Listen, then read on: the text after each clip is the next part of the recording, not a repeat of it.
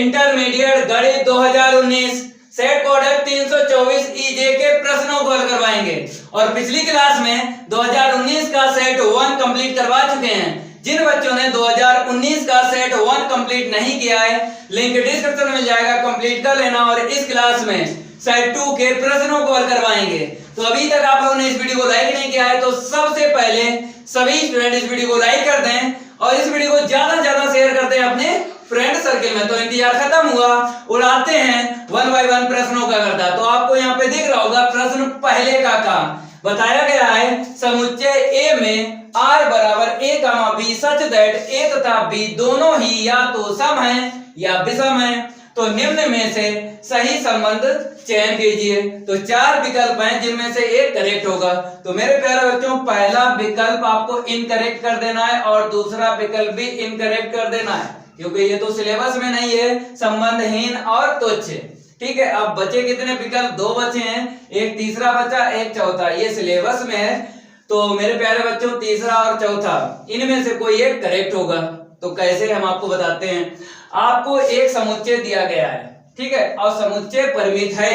जब समुच्चय परिमित है तो आपको पता है संबंध आर में युग्म बना के ही आपको चेक करना है कौन सा विकल्प सही है। क्योंकि जब समुच्चय अपरिमित होता है तब फार्मूले से लगाते हैं और समुच्चय जब परिमित होता है तो युग्म से लगाते हैं। इतनी जानकारी आपको होना चाहिए। और ये संबंध आर जो दिया गया है, ठीक है, सबसे पहले हम क्या करेंगे, आपको डायरेक्ट बताएंगे, उसके बाद बेसिक से भी हल करवा देंगे। ठीक है, तो संबंध आर में आपसे यही कहा गया है कि ए तथा बी दोनों के लिए बात हो रही है। बताया है सम या विषम दोनों। देखो, आप वन उठा लो, यहां से आपने वन उठा लिया तो हमने यहाँ पे लिखा 1,1, ठीक है, दोनों ही विषम हो गए। फिर हमने उठा लिया समुच्चय से 2, तो 2,2 दोनों ही सम हो गए, क्योंकि आपसे कहा गया दोनों के लिए या तो सम है या विषम है। मेरे प्यारे बच्चों, हमने 1,2 क्यों नहीं लिखा? क्योंकि यहां पर विषम है और यहां पर सम है, तो इसीलिए नहीं लिखा। मतलब सम और विषम, भुज या कोटि, सम या विषम के युग्म नहीं लेना। उसने बताया है दोनों या तो सम है या फिर विषम है, दोनों के लिए है, तभी ये युग्म हम लिख रहे हैं। और भुज और कोटि एक जैसे, ठीक है। तो हमने उठा लिया 3,3, ये दोनों ही विषम है। ठीक है, हमने 2,3 नहीं लिखा क्योंकि 2 है सम और 3 है विषम। ठीक है, तो क्या करना है, भुज और कोटि एक जैसे उनको लिखना है, अदर नहीं लिखना है। दोनों विषम हो गए। अब 4 लिखते हैं समुच्चय से, 4,4, ये दोनों ही सम है। फिर इसके बाद 5,5 लिख लिया, ये दोनों ही विषम है। फिर 6,6 लिख लिया, ये दोनों ही सम है। फिर 7,7 लिख लिया, ये क्या है, दोनों ही विषम है। ऐसे करके आपको लिखना पड़ेगा। अब इसके बाद में बात करेंगे हम स्वातुल्य की। स्वातुल्य आपको पता है पेन कहां से चलाते हैं, समुच्चय में जितने अवयव होते हैं उतने युग्म होना चाहिए। तो संबंध आर क्या होगा, स्वातुल्य होगा। तो कितने अवयव है देख लो, 7 हैं, तो 7 युग्म होना चाहिए इसमें, भुज और कोटि एक जैसे। तो जब हमने समुच्चय की बात करी तो यहाँ पे हम लिख देते हैं 1, 2, 3, 4, 5, 6 और 7, यही समुच्चय है ना। ठीक है मेरे प्यारे बच्चों, हमने 1 उठा लिया, 1,1 इसमें है। फिर हमने 2 उठा लिया, 2,2 का युग्म है। 3 उठा लिया, 3,3 का युग्म है। 4 उठा लिया, 4,4 का युग्म है। क्योंकि स्वातुल्य संबंध में पेन आपको समुच्चय से चलाना है, मतलब अवयव। तो यहाँ से हमने 5 ले लिया, 5,5 मिल गया। 6 उठा लिया, अवयव 6 से 6,6 युग्म मिल गया। 7 उठा लिया, ठीक है अवयव, तो 7,7 युग्म मिल गया। मतलब जितने अवयव हैं उतने ही युग्म होना चाहिए, ये बोलता है स्वातुल्य संबंध, भुज और कोटि एक जैसे। तो मेरे प्यारे बच्चों, यही विकल्प करेक्ट है। ठीक है, और इसने क्या बोला, 4th वाले ने, सम्मित नहीं है। अब आपको पता है जो भुज और कोटि एक जैसे युग्म होते हैं वो सम्मित संबंध भी होते हैं और संक्रामक संबंध भी होते हैं, और उसने बोला सम्मित नहीं है। तो ये संबंध आर जो है सम्मित भी है, तो इसीलिए ये गलत है। उसने बोला सम्मित नहीं, हम बोल रहे हैं सम्मित है, तो इसलिए वो गलत है। आपका कौन सा विकल्प करेक्ट है? पहले का तीसरा। और लिखोगे कैसे? कॉपी पे हम आपको बताते हैं, पिछली कई क्लास में बता चुके हैं कि आपको कॉपी कैसे लिखना है। पेपर देने जाओगे, देख लो यहाँ पे, सबसे पहले आपको क्या लिखना है? प्रश्न संख्या पहले का ऐसे करके, ठीक है। फिर इसके बाद में विकल्प जो भी है उसको लिख देना है। विकल्प है थर्ड, इसको हम रफ कर देते हैं। बताया स्वातुल्यता, ठीक है, ये कंप्लीट हो गया। देखो एक नंबर का एक ही मिलेगा, 1.5 या 2 नहीं मिलेंगे अगर आप बेसिक से लगाओगे। तो ये रफ कार्य है। अगर बाय चांस ये प्रश्न जो है बहुविकल्पीय में ना होता तब आपको बेसिक से लगाना होता है। तो बेसिक से कैसे लगाओगे हम आपको बताते हैं। देख लो यहाँ पे, इसको हम रफ कर देते हैं, ठीक है। अब बेसिक से लगवा देते हैं क्योंकि आपको गणित में लाना है 100 में से 100 नंबर। तो डायरेक्ट भी सीखो और बेसिक से भी सीख लो, ठीक है। तो बेसिक से हल करवा देते हैं। सबसे पहले क्या लिखना है? दिया गया समुच्चय, आपने लिखा a बराबर 1, 2, 3, 4, 5, 6, 7। फिर संबंध R लिख लो, a, b such that a तथा b दोनों, जो लिखा है वही लिखो, दोनों ही या तो सम हैं,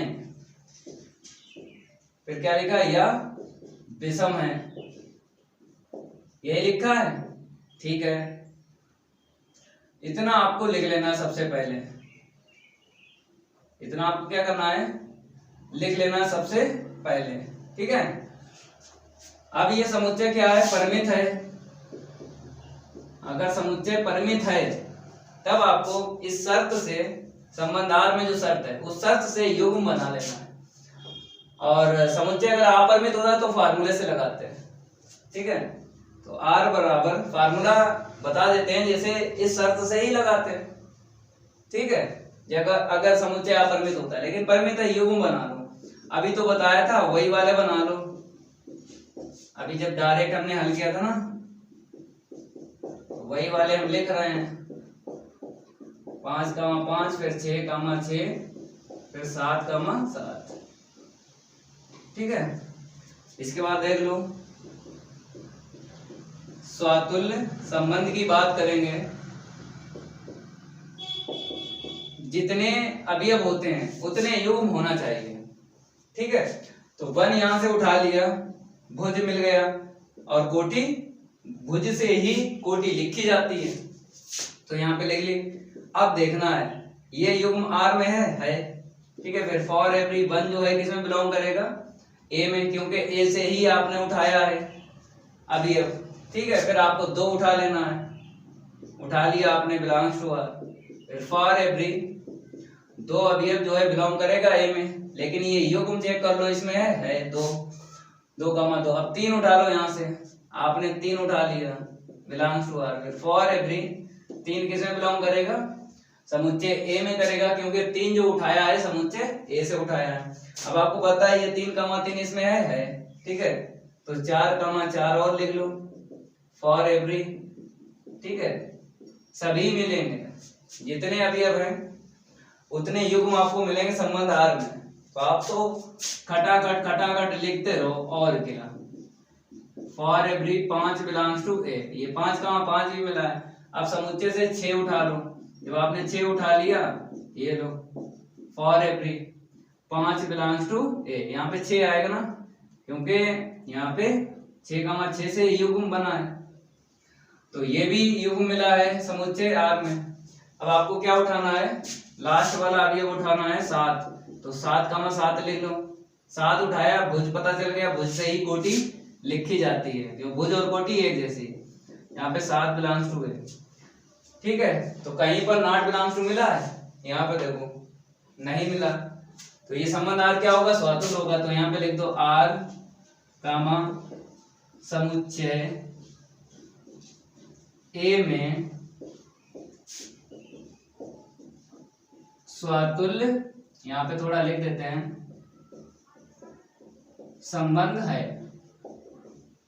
समझ में आ गया, इसे नोट कर लो। अब हम बताएंगे आपको संक्रामक संबंध, इसको हम रफ कर देते हैं। बेसिक से आपको सिखाना है, क्योंकि अगर ये बहुविकल्पीय में ना होता प्रश्न तब आपको बेसिक से ही लगाना था। क्योंकि कभी कभी क्या होता, बहुविकल्पीय वाले प्रश्न जो होते हैं वो वैसे भी दे देते हैं, इसलिए आपको सीखना जरूर है। तो सममित संबंध, बात करेंगे हम सममित संबंध की।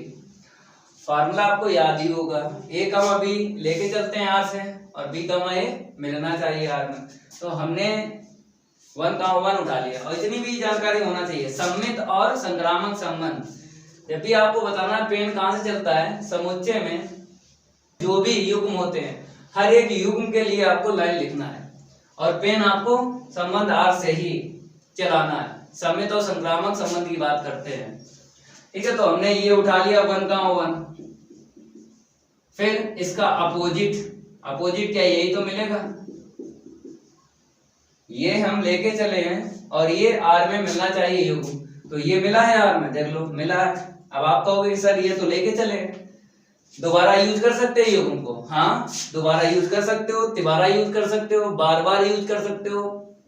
एक युग्म 2 बार 3 बार 4 बार बार बार यूज होगा। आपको केवल फार्मूले के रिलेटिव लिखना है, जो फार्मूला याद है, ए कामा बी बिलोंग्स टू आर और बी कामा ए, युग्म कैसा भी हो उससे मतलब नहीं होता है। अब यहाँ पे लिख दो जहां, अब देखो दोनों युग्म में आपने क्या पाया, मतलब अवयव से युग्म बनता है, तो अवयव केवल आपको 1 ही दिख रहा है, ऐसे करके लिख दो। फिर आपको 2 कामा 2 उठा लेना है, तो हमने 2 कामा 2 उठा लिया, ठीक है, लेके चल रहे हैं। अब इसका अपोजिट देख लो, यही मिलेगा, तो लेके चले हैं वही मिल गया है, तो इसने भी क्या बोल दिया, सत्य बोल दिया, ठीक है।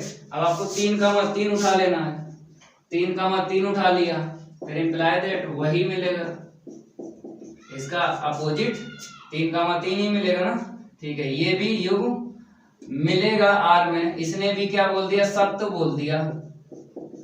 फिर इसके बाद आपको 4 कामा 4 उठा लेना है, ये लो 4 कामा 4, तो इसका अपोजिट क्या रहेगा, 4 कामा 4 ही रहेगा। अब जहां, अब ये 4 जो है किसमें बिलोंग करेगा, ए में करेगा, ठीक है, इसने भी सत्य बोल दिया। अब इसको हम रफ कर देते हैं, 2-3 लाइनें ऊपर लिख देंगे, ये जरूर आपको सीखना है, क्योंकि पाठ बहुत सरल है, सबसे ज्यादा यही पाठ सरल है, समझ में आ जाए तो, नहीं समझ में आ जाए तो सबसे ज्यादा कठिन है ये पाठ। तो ये उठा लो, 5 कामा 5 हमने उठा लिया, ठीक है। अब इंप्लाई दैट इसका अपोजिट 5 कामा 5 ही रहेगा ना। फिर फॉर एवरी, यहाँ पे फॉर एवरी नहीं लिखते हैं, जहां लिखते हैं, तो आपको क्या दिख रहा है, 5 से युग्म बना है, तो यहाँ पे 5 लिख दो। इसने भी सत्य बोल दिया, क्योंकि 5 कामा 5 लेके चले हैं, और जो आंसर शीट है वो आर में मिलेगी, ठीक है। 6 उठा लो, 6 कामा 6 बिलोंग्स टू आर, इसका अपोजिट बताओ, 6 कामा 6 ही मिलेगा। अब यहाँ पे लिख दो जहां, अब 6 आपको दिख रहा है, क्योंकि युग्म जो बनते हैं अवयव से बनते हैं, तो 6 ही मिला, ये 6 बिलोंग करेगा सेट ए में, मीन्स समुच्चय ए में। अब आपको उठा लेना है 7 कामा 7, तो आपने उठा लिया 7 कामा 7 बिलोंग्स टू आर, इसका अपोजिट 7 कामा 7, यहाँ पे लिख दो जहां, ठीक है। इसने भी सत्य बोला है, क्योंकि ये आंसर शीट मिल रही ना, समुच्चय मीन्स संबंध आर में, तो ठीक है। यहाँ पर जो आपको दिख रहा है 7 से ही युग्म बना है, तो 7 बिलोंग्स टू ए, ठीक है। तो देख लो आंसर शीट, ये सभी आंसर शीट मिल रही है, संबंध आर में मिल रही है, तो आपको लिख देना है समुच्चय आर जो है संबंध, समुच्चय ए में सममित संबंध है। सममित क्या है, संबंध है, और उसने बोला था सब में संबंध नहीं है, इसीलिए वो लास्ट वाला गलत है। ये बेसिक से लगा दिया है, इसको आप नोट कर लो। अब इसको हम रफ कर देते हैं। अब आपको नेक्स्ट देख लेना है। देखो बहुविकल्पीय है, गलत ना हो, बहुविकल्पीय है, ठीक है। एक एक नंबर वाले एकदम करेक्ट आपको पेपर में करना है। चलो इसको हम रफ कर देते हैं, ठीक है। अगला प्रश्न जो है आप लोग देख लो क्या दिया है, क्या हमसे मांगा गया है। तो पहले यहाँ पे क्या करते हैं, नंबर चेंज कर लेते हैं। ये खा हमने डाल दिया, ठीक है। अरे भाई इंक क्यों फैल रही है, चलो इंक क्यों फैल गई। चलो मेरे प्यारे बच्चों खा देख लो। यहाँ पे क्या बताया गया है, सिद्ध कीजिए fx बराबर 2x for every x belongs to r द्वारा प्रदत्त फलन यह such that r tends to r आच्छादक है। तो यहाँ पे सिद्ध करना है, ये बहुविकल्पीय नहीं है, ठीक है। सिद्ध करना है आच्छादक। फार्मूला तो पता ही होगा, y बराबर fx। देखो फार्मूले से इसको लगाएंगे, क्योंकि जो प्रतिचित्रण है ना उसमें समुच्चय दिया गया अपरिमित है। अपरिमित है तो फार्मूले से ही लगाना है। ये फार्मूला होता है आच्छादक और अंतःक्षेपी के लिए। अगर समुच्चय यहाँ पे देता परिमित तो हम क्या करते हैं, तीर आरेख द्वारा लगाते हैं। तो यहाँ पर फार्मूले से ही लगाना है। तो आपको क्या करना है, यहाँ पे सबसे पहले आपको प्रतिचित्रण लिखना है। तो यहां से हम हल बताते हैं। प्रतिचित्रण r टेंड्स टू r। इस प्रतिचित्रण सामने fx का मान दिया गया होगा, लिख लो कितना है, 2x है। और बोला गया है x जो है बिलोंग करेगा r में, ठीक है। मेरे प्यारे बच्चों फार्मूला बताओ, अभी जो बताया ना वही लगा लो, y इक्वल fx। ये फार्मूला क्या बताता है बताओ, x का मान y के पदों में निकालो, fx का मान यहाँ से रख लो 2x। तो x बराबर क्या होगा, y/2। अब यहाँ पे बिलोंग्स टू आएगा, क्योंकि आच्छादक में क्या होता है, ये जो x की आंसर शीट है ना वो इसमें ही बिलोंग करेगी, पहले वाले समुच्चय में। क्योंकि पहला जो होता है समुच्चय x के लिए होता है, मतलब x के जो मान होते हैं उनको क्या बोलते हैं, प्रांत बोलते हैं। और बाद वाला जो समुच्चय होता है y के लिए होता है, मीन्स y के जो भी मान होते हैं उनको परिसर बोलते हैं। तो इसीलिए ये जो भी आंसर शीट है इसमें बिलोंग करेगी तो फलन हो जाएगा आच्छादक। अगर ये x की जो आंसर शीट है पहले वाले समुच्चय में बिलोंग नहीं कर रही है तो अंतःक्षेपी फलन होगा। अंतःक्षेपी फलन होगा तो क्या नहीं होगा, आच्छादक फलन नहीं होगा। लेकिन यहाँ पे बताया गया सिद्ध कीजिए, तो 100% जो है यहाँ पे आंसर शीट इसमें बिलोंग करेगी।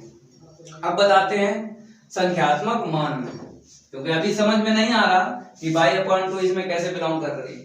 संख्यात्मक मान से आपको बताएंगे।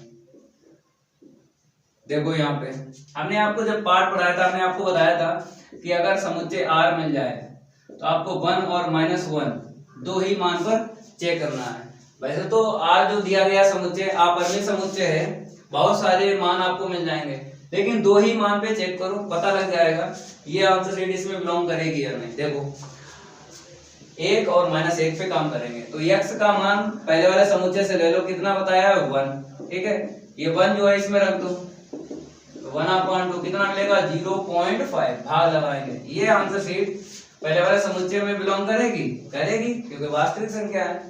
फिर ले लो x का मान कितना बताया है, पहले वाले समुच्चय से लेना है लेकिन -1 लेना है। चलो -1/2 हो जाएगा, यहाँ पे रखोगे x का मान -1/2 तो 0.5 मिलेगा, नेगेटिव का मिलेगा, ठीक है, बिलोंग्स टू r। और यहाँ पे क्या लिख दो, इत्यादि। अब मेरे प्यारे बच्चों ये आप लोग बता दो, जो x की आंसर शीट निकल रही है, मतलब दो निकली हैं, दोनों ही इसमें बिलोंग करेंगे। अब आप x के चाहे जितने मान ले लो, जितनी आंसर शीट निकलेंगी वो r में ही बिलोंग करेंगे। तो इसके हिसाब से आप कह सकते हो ये y/2 है, बिलोंग करेगा समुच्चय r। तो जब बिलोंग करेगा तो फलन आच्छादक होगा, ठीक है। तो आपको अतः करके लिख देना है, अतः fx समुच्चय अब आपको ये भी जानकारी है आच्छादन अंतःक्षेपी में क्या होता है, जब तीर आलेख से लगाते हैं पूर्व प्रतिबिंब बनता है। तो पूर्व प्रतिबिंब कैसे बनता है, बाद वाले से पहले वाले में। तो बाद वाला यहाँ पे लिखो, ठीक है, और पहले वाला बाद में लिखो। जैसे यहाँ पे सेम टू सेम है तो कोई दिक्कत नहीं आएगी। जैसे यहाँ पे ए होता है, यहाँ पे एन होता, तो एन से ए में ऐसे लिखते हैं। यहाँ पे सेम है, कोई दिक्कत नहीं आएगी। आर से आर में एक आच्छादक फलन है।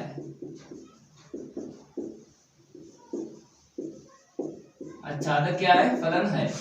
ये नोट कर लो, ये कंप्लीट हो गया, ठीक है। अब बात करेंगे अगले वाले प्रश्न की।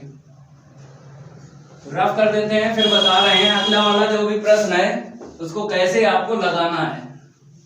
आप देख लो, यहाँ पे पहले हम नंबर चेंज कर देते हैं, यहाँ पे डाल देते हैं गा। क्या डाल देते हैं यहाँ पे, अगला जो भी प्रश्न है, ठीक है।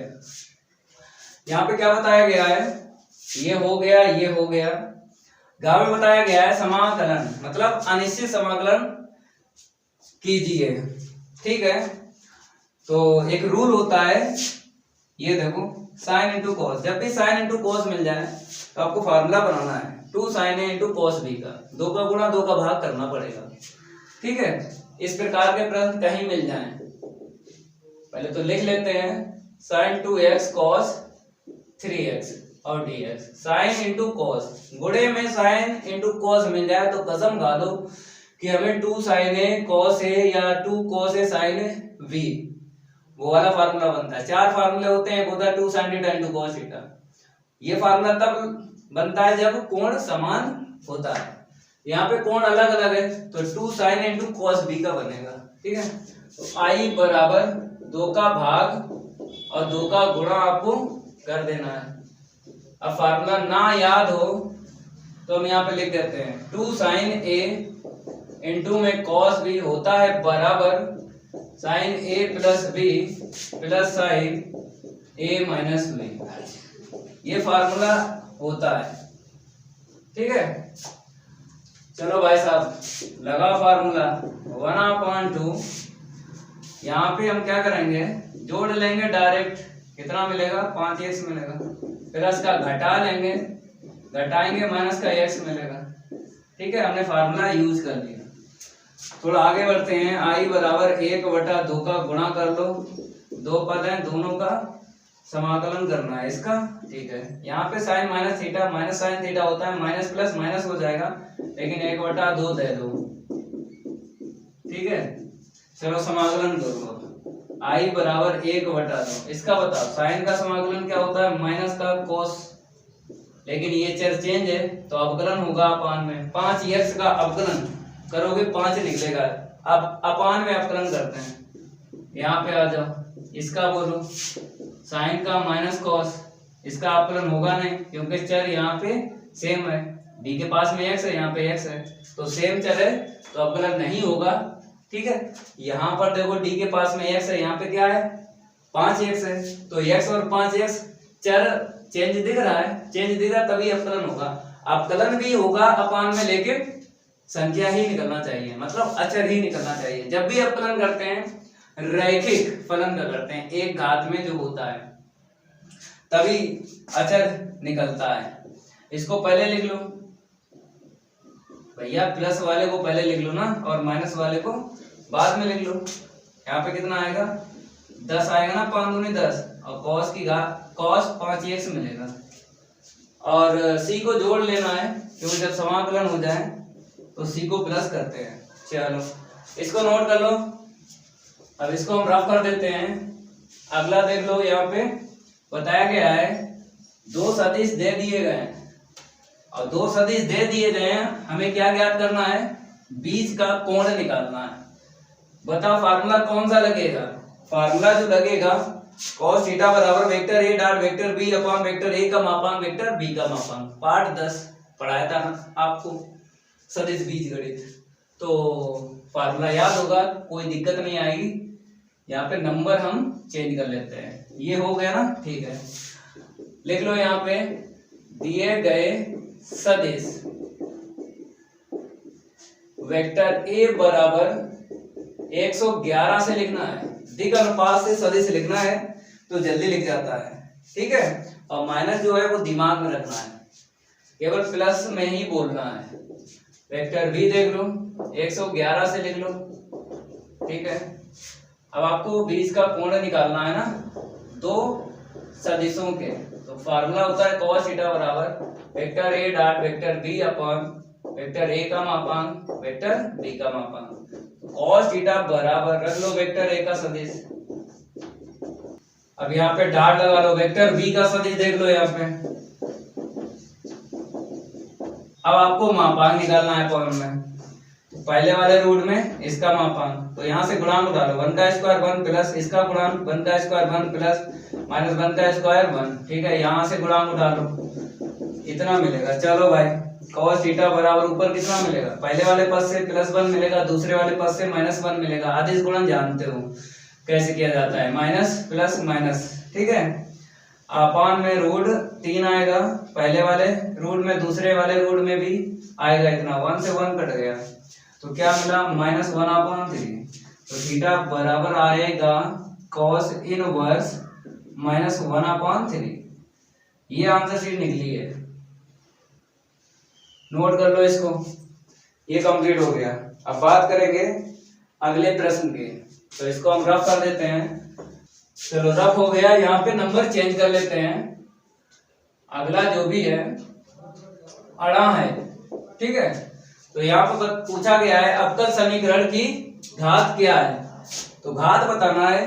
तो यहाँ पे आपको क्या दिख रहा है, ये अवकल संकारक dy/dx साइन का कोण है, तो साइन का कोण है तो घात परिभाषित नहीं है, क्योंकि हमने पिछली कई क्लास में आपको आइलेट के बारे में बताया था।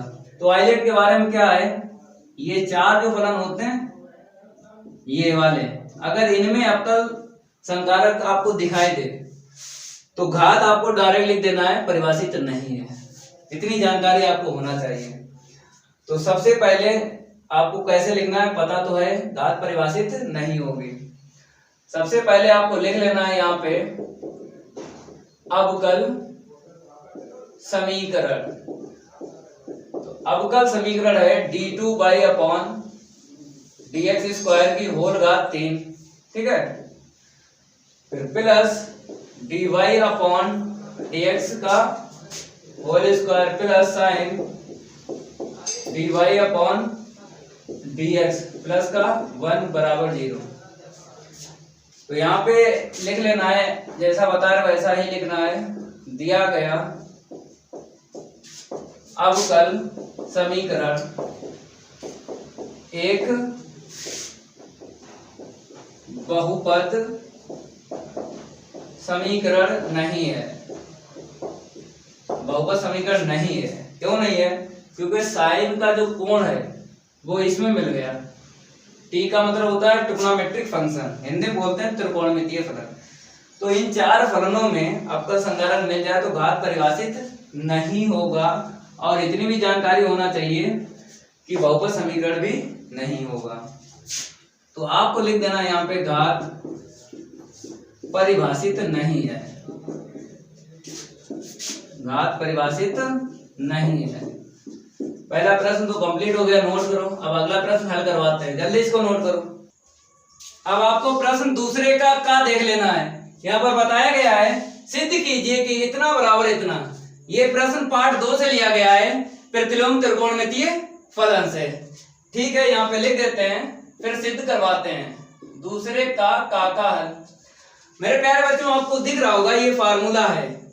पार्ट 2 में जब हमने फार्मूले सिद्ध करवाए थे तो हमने आपको बताया था कि अगर फार्मूला एक ही चर में है, अगर फार्मूला एक ही चर में है तो आपको थीटा मानना है। तो यहाँ पे देख लो, ये फार्मूला एक ही चर में है, चर x में, तो आपको क्या करना है, इसको थीटा मानना है, बराबर के मेरी तरफ जो है, ठीक है। यहाँ पे हम मान लेते हैं cos इनवर्स माइनस का x बराबर थीटा।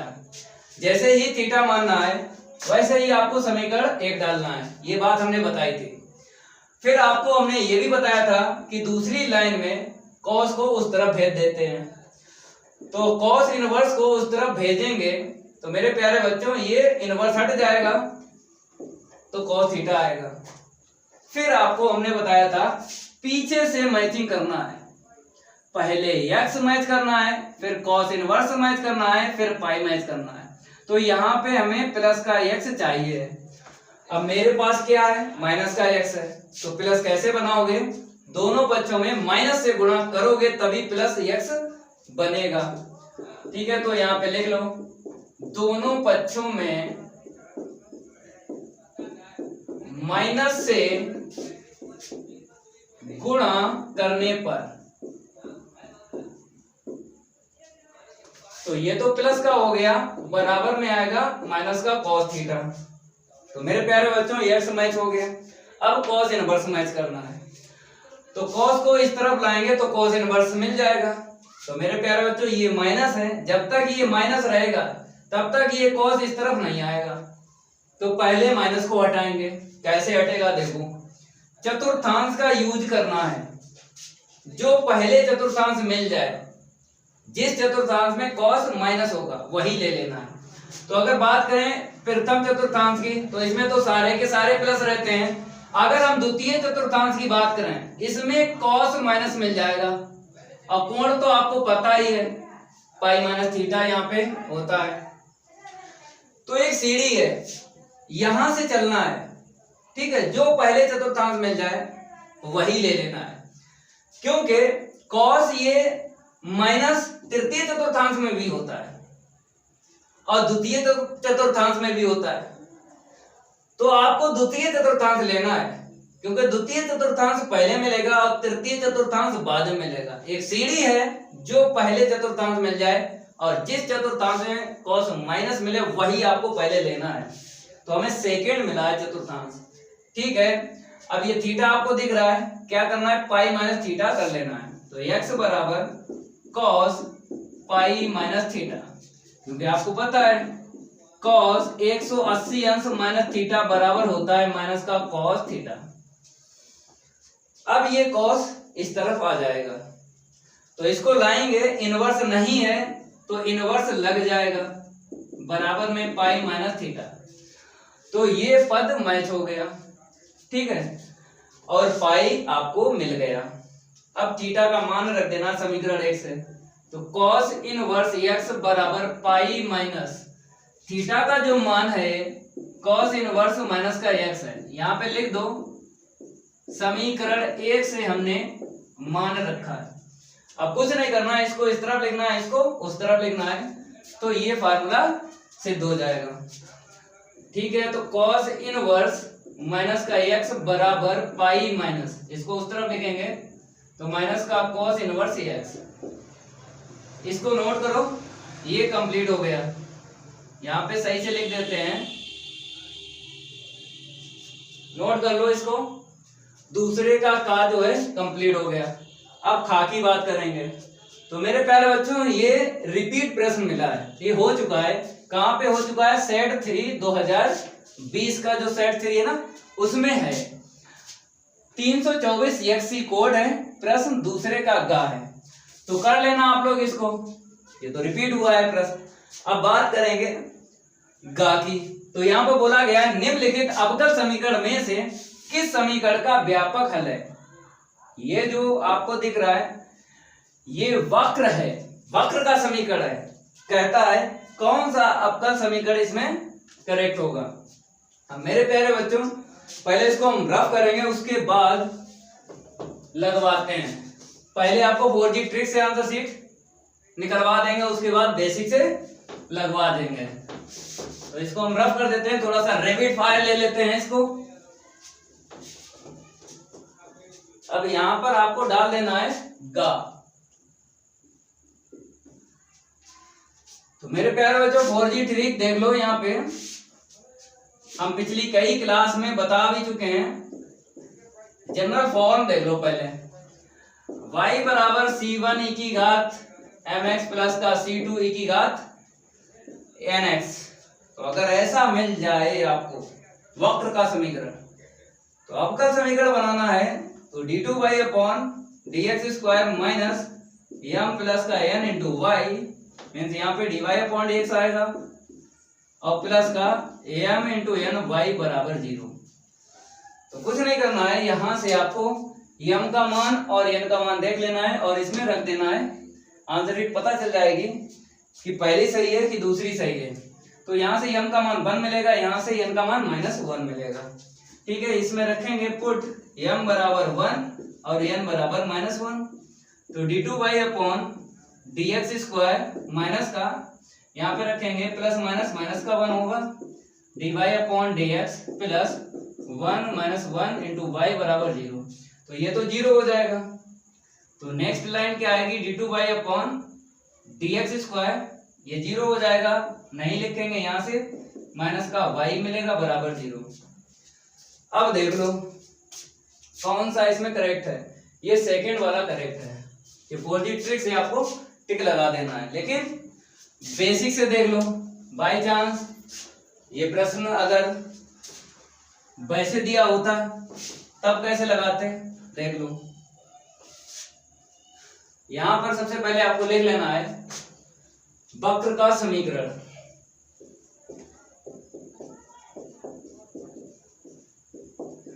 y बराबर जो दिया गया है c1 e की घात x प्लस का c2 e की घात -x।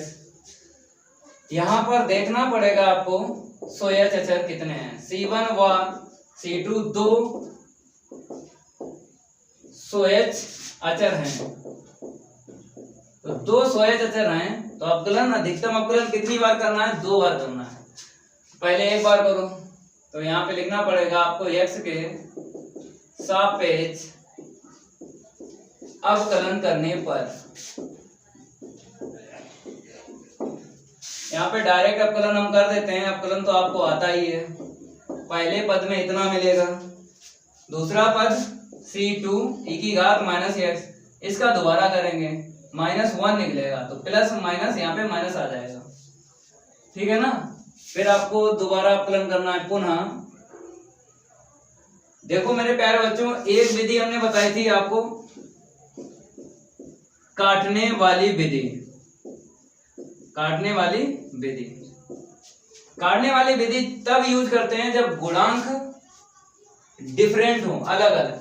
जैसे यहाँ पे 1 है, यहाँ पे 1 है।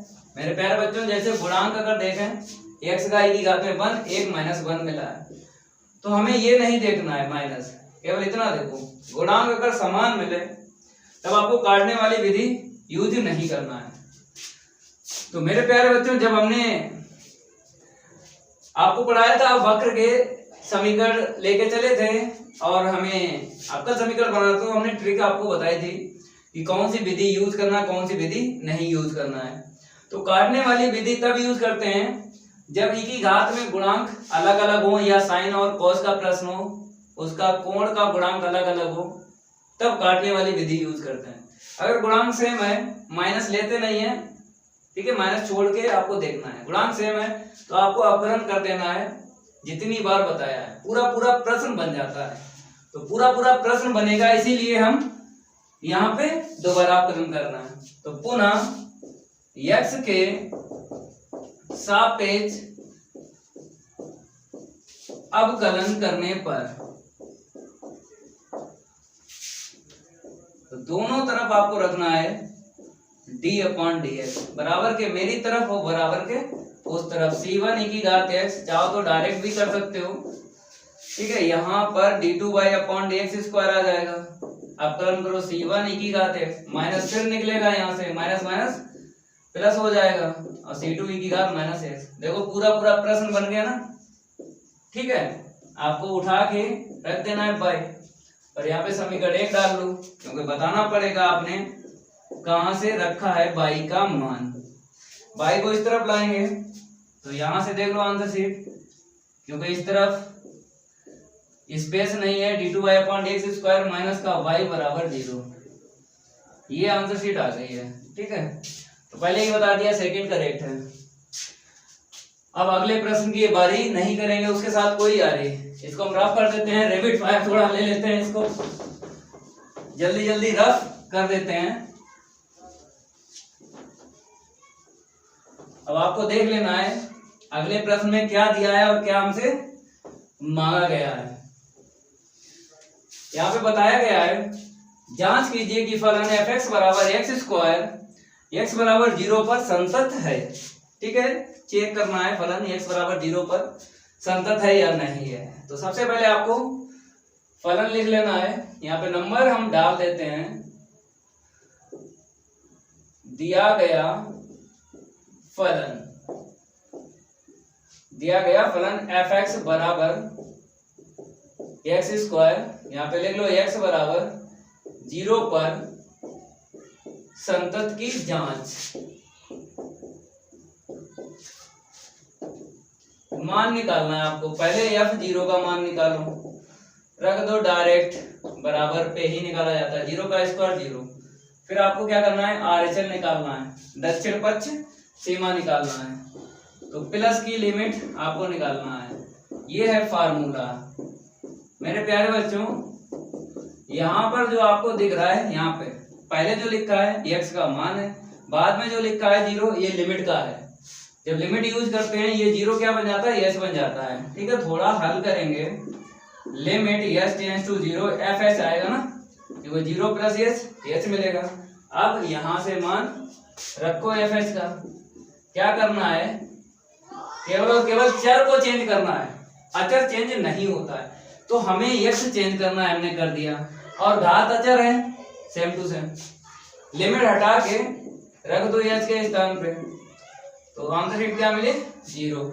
इसकी आंसर शीट और इसकी आंसर शीट सेम अगर आती है, पहले दो की आंसर, तभी हम तीसरी लिमिट का मान निकालेंगे।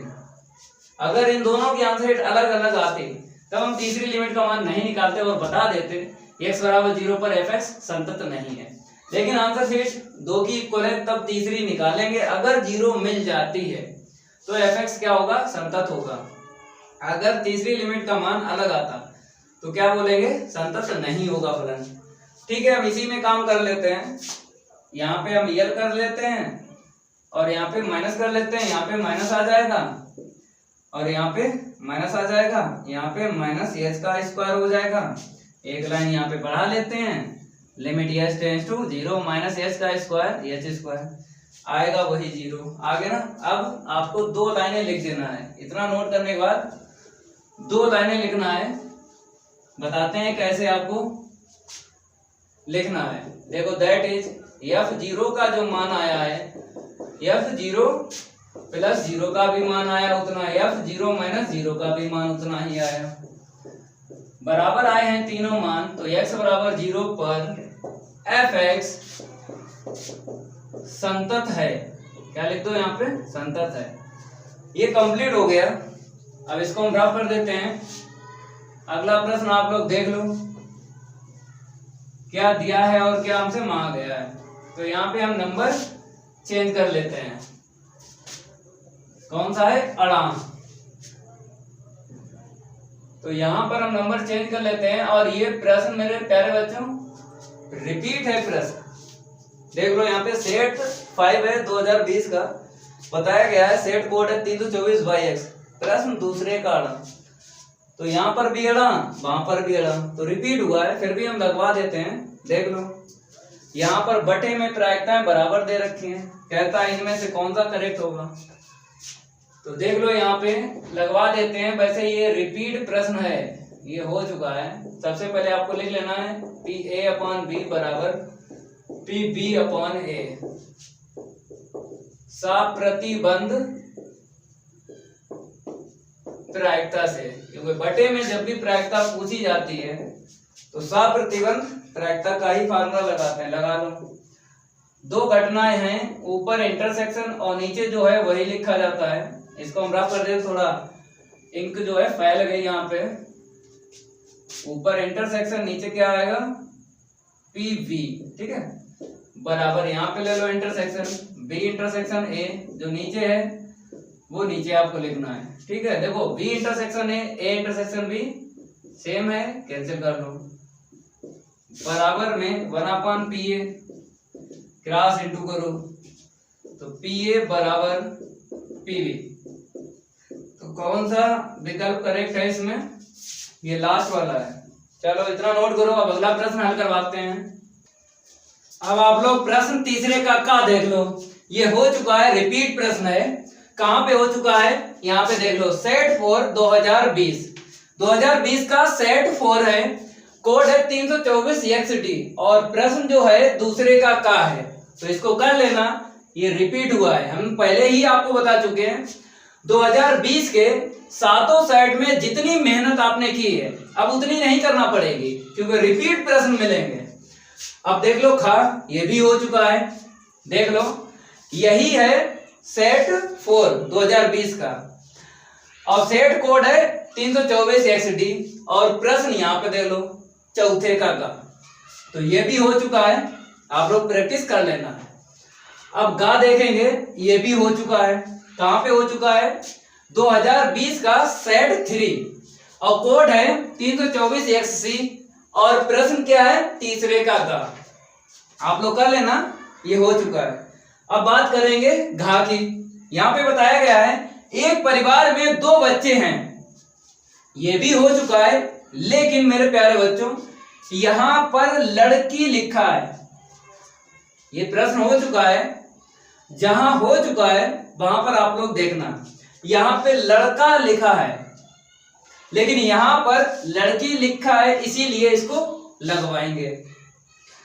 पहले पढ़ लेते हैं, उसके बाद बताएंगे कि प्रायिकता का प्रश्न किस रूल से लगेगा। सबसे पहले आपको यही पहचानना है कि प्रश्न जो है प्रायिकता का किस रूल से लगेगा। अगर नहीं पहचान पाया तो प्रश्न जो है पेपर में नहीं लगा पाओगे। तो पहले पढ़ लेते हैं, उसके बाद बताएंगे पहचान के।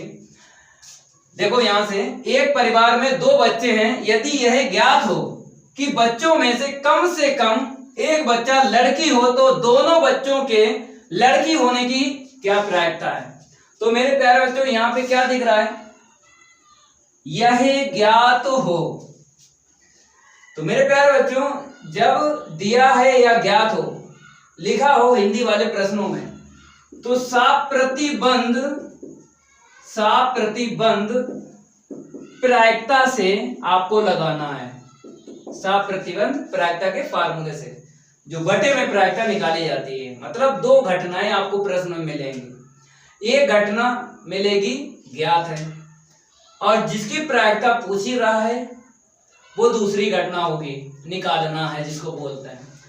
तो समझ में आ गया कि हिंदी वाले प्रश्नों को आपको पहचानना जरूर है, क्योंकि अगर नहीं पहचान पाए तो पेपर में प्रश्न नहीं लगेगा। तो आपको बता दिया है किस रूल से ये प्रश्न लगेगा, आपको कोई दिक्कत नहीं आएगी। सबसे पहले आपको यहां से एक परिवार में 2 बच्चे हैं, प्रतिदर समष्टि बना लेना। तो यहां पे पहले आप लोग लिख लो तीसरे का घा, ठीक है, हल प्रतिदर्श समष्टि। तो यस बराबर लिखना है, एक परिवार में 2 बच्चे हैं। अब मेरे प्यारे बच्चों लड़का हो सकता है या पहले लड़का बाद में लड़की, या फिर पहले लड़की बाद में लड़का, या फिर दोनों ही लड़कियां, ऐसे करके प्रतिदर्श समष्टि बनाना है। तो NS इक्वल अगर काउंट करेंगे तो कितना मिलेगा? 1 2 3 4। यहाँ पे हमको 4 मिल जाएगा। थोड़ा रफ कर देते हैं, यहाँ पे इंक फैल गई, ठीक है। अब इसके बाद आपको ज्ञात है, एक घटना मिल जाएगी, उसको क्या बोलेंगे? बी बोलेंगे। इसको हम रफ कर देते हैं। ज्ञात है, देख लो यह ज्ञात हो, इसके आगे जो भी है वो हम लिखेंगे। बच्चों में से कम एक बच्चा लड़की हो, ठीक है, यही लिख लो, जो लिखा है वही लिख लो। बच्चों में से कम एक बच्चा लड़की होने की घटना। हिंदी आपको जरूर लिखना है, ठीक है। अब देखो ये कम से कम लिखा है यहाँ पे, इसका भी यूज होगा। पहले जितना बताया उतना काम करो। एक बच्चा लड़की, तो इसमें उठा लो जिसमें लड़की हो केवल, वही उठाना एक। तो यहाँ पे लड़का, यहाँ पे लड़की, बॉय गर्ल, तो इसे उठा लो, ठीक है। युग इसमें एक लड़की है, इसे उठा लो, उठा लिया, ठीक है, अब नहीं मिलेगा आपको एक लड़की का योग, नहीं मिला। अब कम से कम यूज करें, कम से कम ज्यादा आपको लेना है, मतलब एक के लिए बताया, अब दोनों ही लड़कियां ले लेना है, युग्म ये वाला और बढ़ा लेना है क्योंकि कम से कम लिखा है। तो NV बराबर जब काउंट करेंगे 1 2 3 हमको मिलेगा। अब निकालना है, जो प्रायिकता पूछी है उसी को बोलते हैं निकालना है। क्या निकालना है? दोनों बच्चों के लड़की होने की प्रायिकता। तो यहां पे लिख लो, दोनों बच्चों के लड़की होने की घटना। ठीक है, चलो भैया, दोनों लड़कियां, युग्म उठा लो इसमें से, दोनों ही लड़कियां, ये मिल जाएगा जी, काउंट करेंगे तो NA बराबर 1 निकलेगा। अब आपको क्या करना है, इन दोनों का इंटरसेक्शन और निकालना है, A इंटरसेक्शन B। तो कॉमन क्या मिलेगा, जी मिल जाएगा ना, इसे काउंट करो तो NA इंटरसेक्शन B बराबर 1 मिलेगा, यहाँ पे गिनोगे। और निकालना क्या है, यहाँ पे लिख देते हैं मेरे प्यारे बच्चों, जो ज्ञात है उसको नीचे और जो निकालना है उसको ऊपर, इसी को बोलते हैं सप्रतिबंध प्रायिकता। ठीक है, इतना आपने नोट कर लिया होगा। अब आपको सप्रतिबंध प्रायिकता से PA/B का मान निकालना है। तो यहाँ पे लिखना पड़ेगा सप्रतिबंध प्रायिकता से PA/B, पहले आपको इंटरसेक्शन दोनों घटनाओं का अंश में लिख लेना है, फिर बटे में जो है वही लिखना है।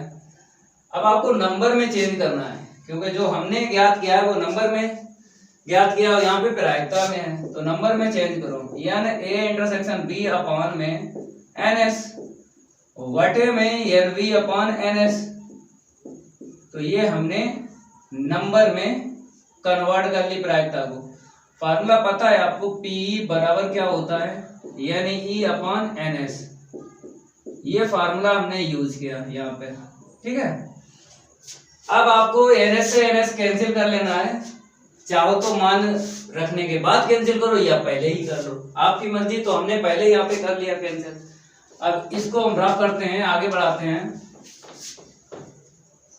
तो यहाँ पर क्या बचा उसको लिख लो, ऊपर बचेगा NA इंटरसेक्शन B अपॉन नीचे बचेगा NV। तो NA इंटरसेक्शन B का मान 1 है, NV का मान देख लो 3 है। ठीक है, ये कंप्लीट हो गया 1/3। और आंसर शीट किसमें लाई करना चाहिए, इसमें ही लाई करना चाहिए। तो इसमें लाई कर रही है, ठीक है, चाहो तो चेक कर लो, आंसर शीट 1/3 जो है वो इसमें लाई करेगी। ठीक है, प्रश्न नंबर 3 कंप्लीट हो गया, इसको नोट करो। अब अगला प्रश्न हल करवाते हैं। अब आप लोग प्रश्न चौथे का देख लो।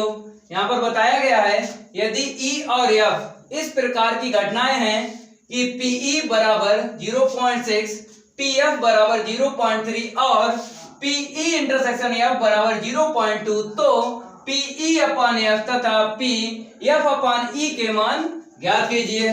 तो मेरे प्यारे बच्चों, आपको दिख रहा होगा बटे में प्रायिकता पूछी गई है, तो सप्रतिबंध प्रायिकता से ही प्रश्न को लगाना है। तो यहाँ पे इसका हल लिख लो, पहले चौथे का लिख लो। यहाँ पे दिया है, क्या क्या दिया है हमको, PE बराबर मिला है 0.6, PF बराबर मिला है 0.3, PE इंटरसेक्शन F मिला है 0.2। हमको निकालना है PE/F का मान, फिर निकालना है PF/E का मान। ठीक है, तो यहां पे लिख लो 9, यहां पे लिख लो सप्रतिबंध प्रायिकता से, सप्रतिबंध प्रायिकता से तो देख लो यहाँ पे फार्मूला PE/F बराबर, तो अंश में दोनों घटनाओं का इंटरसेक्शन ले लेना है, अपान में जो है घटना वही लिखेंगे।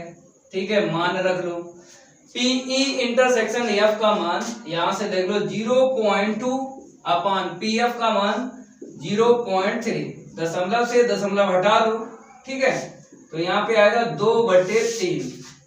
ये आंसर शीट निकली है PE/F की। तो आंसर शीट किसमें लाई करना चाहिए? इसमें लाई करना चाहिए, तो कर रही है, तो ये करेक्ट है। अब देख लो यहाँ पे दूसरी आंसर शीट हमसे मांगी गई है PF/E। चलो लगा लो फार्मूला इसमें, इन दोनों का अंश में लिख लो इंटरसेक्शन, अपान में जो है वही आपको लिखना है। ठीक है, मान रखो E इंटरसेक्शन F को चाहे F इंटरसेक्शन E को, एक ही बात है। ठीक है, 0.2 है इसका मान, बटे में PE देख लो कितना है 0.6 है, दशमलव से दशमलव हटा लो, तो देख लो यहाँ पे PF/E का मान निकल आया 2/6, कट्टापेटी कर लो तो 1/3 आंसर शीट आएगी। ये आंसर शीट इसमें ही लाई करेगी और कर भी रही है। ठीक है, 1/3 इसमें लाई करेगी।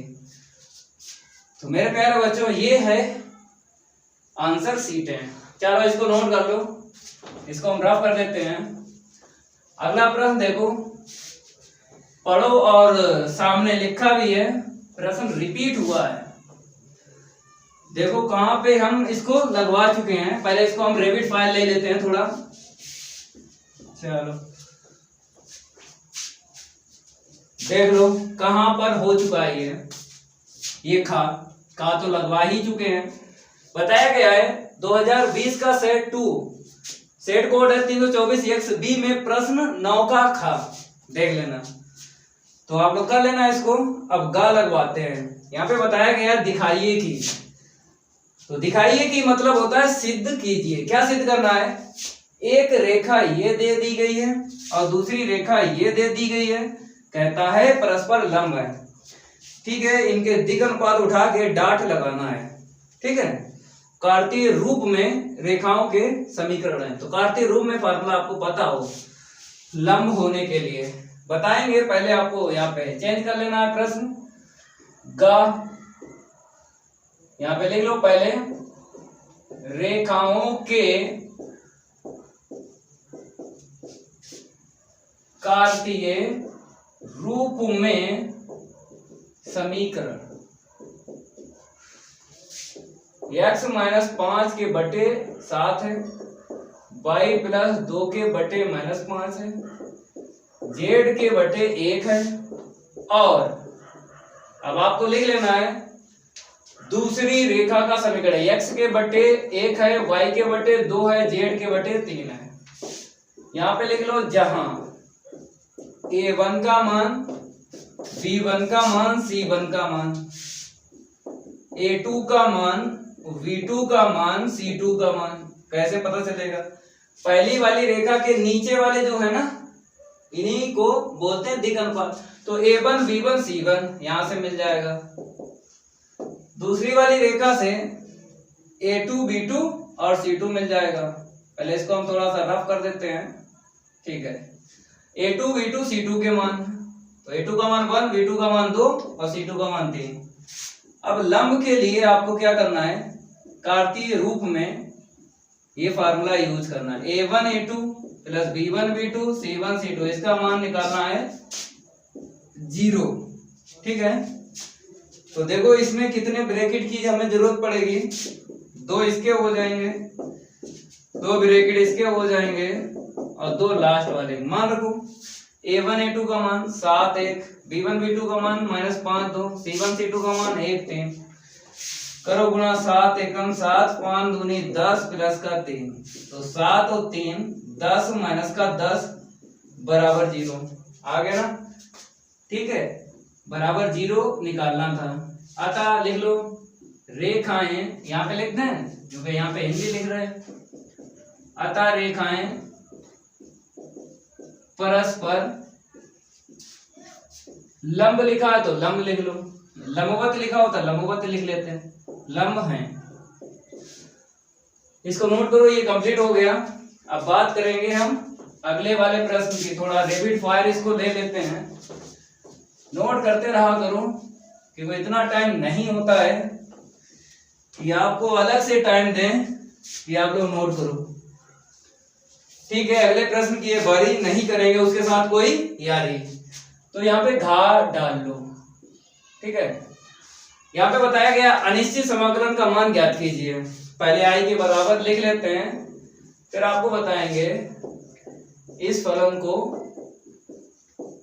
कैसे आपको ब्रेक करना है, फार्मूले के रिलेटिव समाकलन हो जाए। तो देख लो यहाँ पर कॉस स्क्वायर का कोण, तो हमने आपको बताया था साइन का हो चाहे कॉस का हो चाहे सेक का हो, 6 होते ना, तो कोण को क्या मानते हैं, टी मानते हैं। यही ट्रिक बताई थी हमने प्रश्नावली 7.2 में, प्रतिस्थापन विधि, प्रतिस्थापन विधि का यूज करके फलन को टी मानते हैं। तो कोण को हमने बताया था 100% टी मानते हैं, 7.2 जब कंप्लीट की थी। तो यहाँ पर प्रतिस्थापन विधि से आपको इसको टी मानना है। यहाँ पे लिखना पड़ेगा आपको प्रतिस्थापन विधि से e की घात x इंटू एक्स बराबर टी। अवकलन करो फर्स्ट और सेकंड, फर्स्ट को ऐसे ही रखेंगे, सेकंड का अवकलन, सेकंड को ऐसे रखेंगे, फर्स्ट का अवकलन, हो गया अवकलन इस तरफ dx बराबर में dt। अब देखो अंश का मैच हो जाना चाहिए, पूरा पूरा मैच होगा। तो यहाँ पे सही से लिख देते हैं, e की घात x कॉमन ले लो, तो 1 प्लस का x dx बराबर dt। अब आपको दिख रहा होगा कि मैचिंग हो गई है अंश में, ठीक है। आपको 2 मान रखना पड़ेंगे, क्योंकि प्रतिस्थापन विधि में क्या होता है, जब आप फलन को मानते हो t, उसका मान जो मैचिंग होती है उसका मान, 2 मान आपको रखना पड़ते हैं। तो रख लो, पहले हमने माना है उसके स्थान पे रख लेते हैं, और जो मैचिंग हुई है उसके स्थान पे रख लेते हैं। अब इसको अंश में लेके चलो, क्योंकि समाकलन अंश का होता है, हर का नहीं होता है, होता है हर का, लेकिन फार्मूलों के रिलेटिव जब फलन मिलता है तब होता है समाकलन। अब ऐसा कोई फार्मूला है कि अपान में कॉस स्क्वायर का समाकलन कर पाए, नहीं है। तो आपको अंश में लेके चलना है, क्योंकि अंश का समाकलन होता है। मेरे प्यारे बच्चों, यहाँ पर सेक स्क्वायर एक्स का समाकलन बताना है, फार्मूला याद होगा 10x होता है। तो i बराबर आपको क्या करना है, यहाँ पर t लिखना है। तो यहाँ पे t है, t का मान वापस रखो, t का मान हमने वापस रख दिया x e की घात x प्लस c। ये कंप्लीट हो गया प्रश्न नंबर 4। नोट कर लो। अब अगला प्रश्न हल करवाते हैं, जल्दी नोट करो इसे। अब आप लोग प्रश्न 5वें का देख लो। यहाँ पर बताया गया है मान ज्ञात कीजिए, तो अनिश्चित समाकलन का मान हमको ज्ञात करना है। तो यहाँ पे लिख देते हैं पहले 5वें का हल, i के बराबर लिख लो dx के अपान क्या है, 1 प्लस का cos x और प्लस का sin x।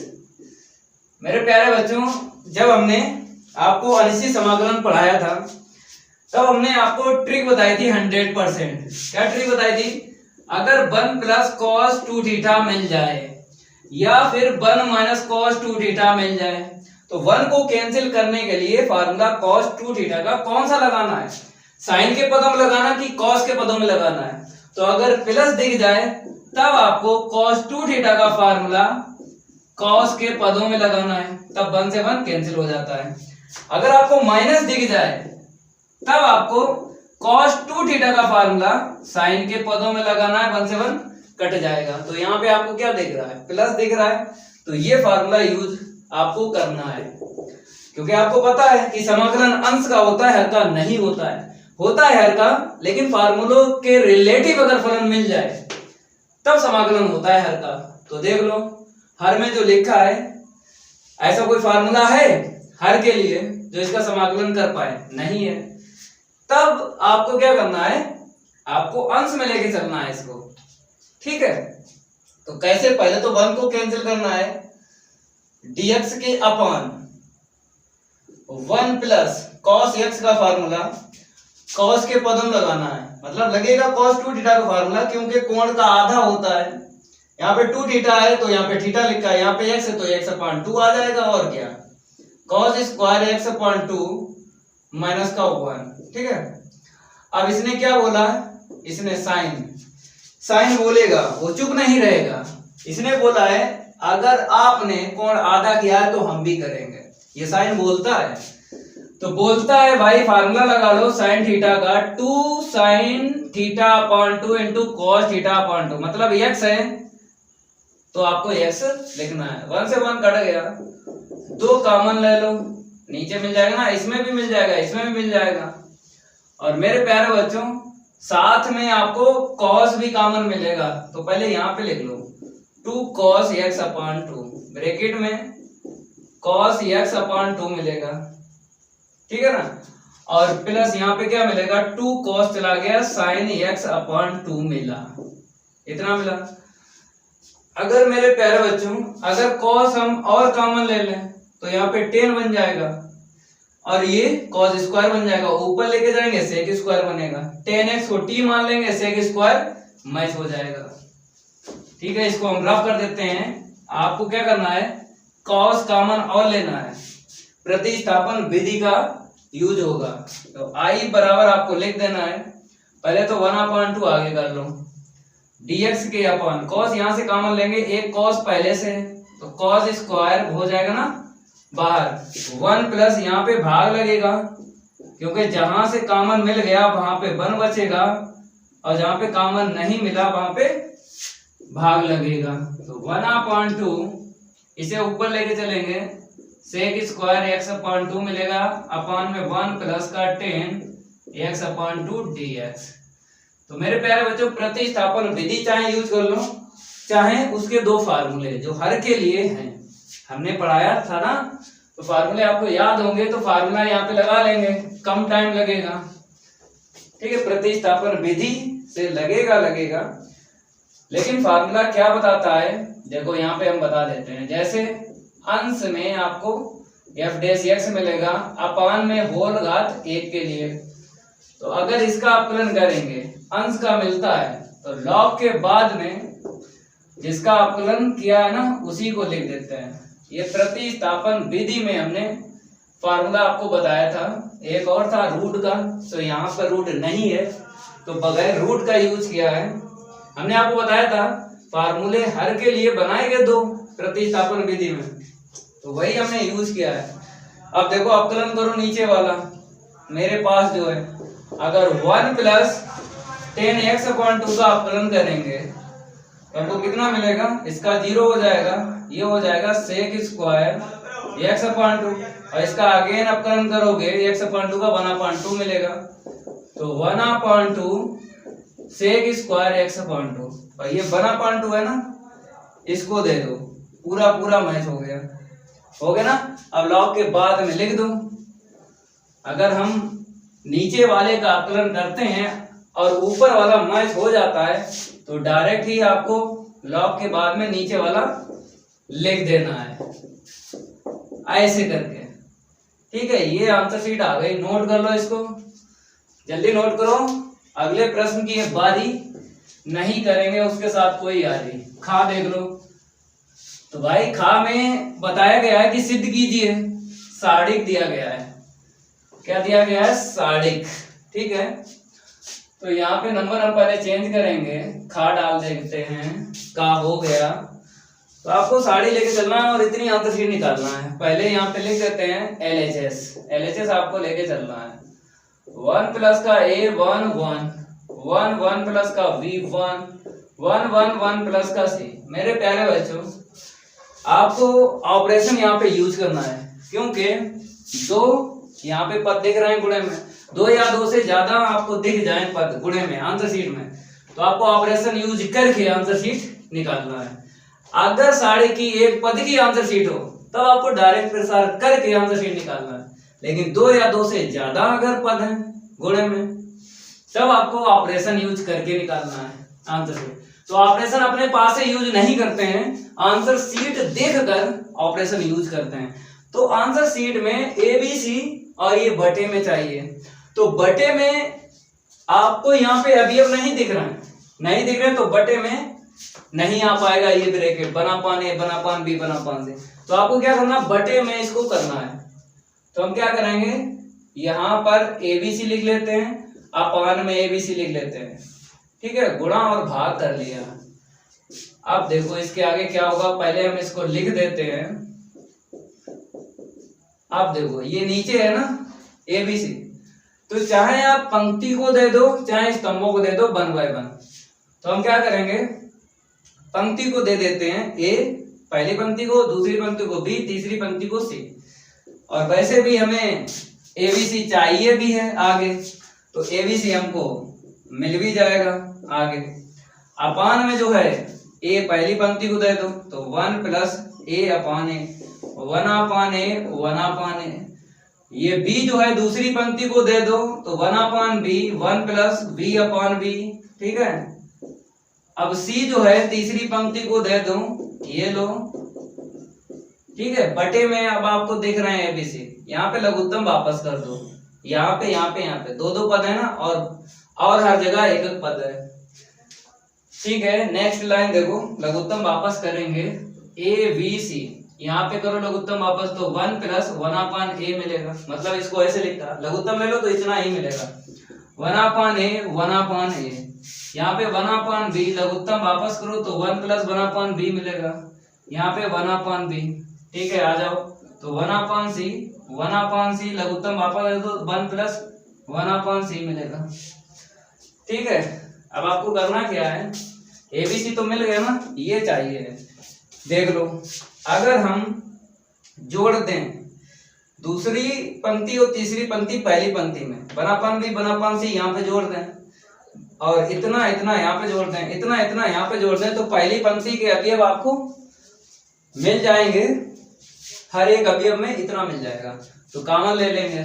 ऐसे ऑपरेशन यूज करते हैं आंसर शीट देखकर, अपने पास से ऑपरेशन यूज नहीं करते हैं। आंसर शीट देखते रहो और मैच करते रहो, तो इतना आपको नोट कर लेना है। अब आगे बढ़ते हैं, यहाँ पे थोड़ी इंक फैल गई, चलो कोई बात नहीं है।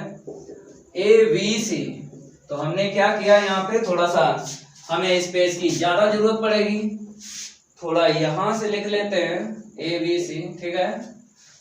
हमें क्या करना है, ऑपरेशन यहाँ पे लिख देते हैं, ठीक है। R1 में सबको जोड़ के लिखना है, मतलब तीनों पंक्तियों को जोड़ के लिखना है। R1 में क्या मिलेगा, 1 plus 1 upon A plus 1 upon B plus 1 upon C।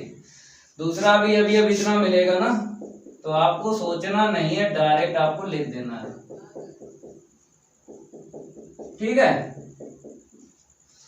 अब जिस पंक्ति में आप ऑपरेशन यूज कर रहे हो उसी के अवयव चेंज होते हैं, और जिस पंक्ति में आप ऑपरेशन यूज नहीं कर रहे हो उसके अवयव नहीं चेंज होते हैं। तो दूसरी पंक्ति और तीसरी पंक्ति में ऑपरेशन यूज नहीं हो रहा है, तब आपको सेम टू सेम अवयव लिख देना है। 1 अपान B 1 प्लस 1 अपान B 1 अपान B। तीसरी पंक्ति के अवयव 1 अपान C 1 अपान C 1 प्लस 1 अपान C। कॉमन ले लो, पहली पंक्ति से मिल जाएगा आपको common 1 plus 1 upon A 1 upon B plus 1 upon C, ठीक है। देख लो यहाँ पे ABC 1 plus 1 upon A plus 1 upon B plus 1 upon C। पहली पंक्ति में मिलेगा 1 1 1, दूसरी पंक्ति के अवयव लिख लो, तीसरी पंक्ति के अवयव लिख लो। अब आपको 1 1 दिख रहा है, ठीक है, पहली पंक्ति में, और आंसर शीट पूरी मैच हो गई, ठीक है। जब आंसर शीट पूरी मैच हो जाए और साड़ी बच जाए तो उस साड़ी का मान क्या निकलता है, 1। अगर आप डायरेक्ट प्रसार कर लो तो 3 पद की कैलकुलेशन करना पड़ेगी। अगर आप 2 जीरो बना लेते हो ऑपरेशन यूज करके तो 1 पद की कैलकुलेशन करना पड़ेगी, तो कम टाइम लगेगा 1 पद की कैलकुलेशन में। तो अगर आपको पंक्ति में 1 1 मिल जाए, पंक्ति में, तब आपको स्तंभों को घटाना है, 2 स्तंभों को, तो लगातार 2 जीरो आपको मिल जाएंगे, इतना ध्यान रखना है। ABC, इसको तो एट इट इज लिखो, ठीक है। चलो भाई ऑपरेशन यूज करते हैं। यहाँ पे ऑपरेशन लिखेंगे, देखो पीछे से 0 बना लो चाहे आगे से बना लो, तो हम पीछे से बनाएंगे। C3 में ऑपरेशन यूज करेंगे, C2 घटा देंगे, घटा लो 0 मिला, इसे घटा लो तो ये कट जाएगा, -1 मिलेगा, इसे घटा लो तो 1 मिलेगा। अब C2 में हम ऑपरेशन यूज करेंगे, C2 tends to C2 - C1, घटा लो 0 मिला, घटा लो 1 मिला, घटाओगे 0 मिला। तो पहले स्तंभ में ऑपरेशन यूज नहीं कर रहे हो, ठीक है, तो सेम टू सेम अभी अब लिख लेना है। चलो अब लगातार 2 0 देख लो किस में है, पहली पंक्ति में है, तो उसी के सापेक्ष आपको क्या करना है, फिर साफ, ठीक है, लगातार 2 0 जिसमें मिल जाए। तो यहाँ पे लिखना पड़ेगा R1 के सापेक्ष प्रसार करने पर, कर दो प्रसार। तो यहाँ पर A V C 1 + 1/A + 1/B + 1/C। आपको इतनी जानकारी है मेरे प्यारे बच्चों कि एक पद की कैलकुलेशन करना पड़ेगी ना, पहले से ही बताया, और आंसर शीट 1 ही निकलेगी। चलो ये गया 1 ले लिया ना, पहली पंक्ति पहला स्तंभ चला गया, 1 आया। फिर माइनस के बाद में चाहे +0 लिखो चाहे -0 लिखो, क्योंकि 1 ही मिलेगा। -0 इसके लिए, फिर इसके लिए +0, एक ही पद की कैलकुलेशन करना पड़ेगी। तो यहाँ से कितना मिलेगा बताइए, 1 मिलेगा, ठीक है, इतना नोट करो। अब रफ कर देते हैं, आगे बढ़ते हैं। एक लाइन आपको लिखना है, आंसर शीट आ जाएगी, इतना नोट कर लो। चलो इसके आगे यहाँ पे लिख देते हैं, ABC 1 + 1/A + 1/B + 1/C, bracket से कितना मिलेगा, 1 का इंटू करोगे तो अंतर तो पड़ेगा नहीं, जैसे का तैसा आपको लिख लेना है। ये लो, ये आंसर शीट आ गई RHS, नोट कर लो इसे, ये कंप्लीट हो गया था। अब देख लो अगला प्रश्न। अगला प्रश्न जो है मेरे प्यारे बच्चों, वेक्टर से पार्ट 11 से दिया गया है, पार्ट 11 से है ये प्रश्न गा। तो यहाँ पर क्या बताया गया है, उस समतल का सदिश और कार्तीय समीकरण ज्ञात कीजिए जो बिंदु इतने से होकर जाता है उसको मानते हैं वेक्टर है। आगे लिखा है बिंदु दिक् को ज्या वाली रेखा पर लंब है। अब लंब दिख रहा है, प्रश्न में लंब दिख जाए और समतल का समीकरण पूछ ले, तो vector r dot vector n बराबर vector a dot vector n, मतलब Rn बराबर an का फार्मूला लगेगा जब भी प्रश्न में लंब लिखा हो, इतना ध्यान रखना है, या अभिलंब लिखा हो, दोनों में एक लिखा मिल जाए तो यही फार्मूला लगाना है। तो सबसे पहले होकर जाता है उसको तो वेक्टर a मान लेना है, होकर जाता है उसको तो वेक्टर a मान लेना है। 524 यही है ना, ठीक है, बिंदु है, सदिश बना लो, 5i कैप प्लस का 2j कैप माइनस का 4k कैप, ठीक है। और लंब जो दिया गया है ना, उसके पास में जो बिंदु है उसे वेक्टर n ले लेना है, 2 3 माइनस का 1, बिंदु से सदिश बना लो, ये बन गया सदिश, ठीक है। इसके बाद में आपको हिंदी लिखना है फार्मूले की, देख लो यहाँ पे, बिंदु वेक्टर a से होकर जाता है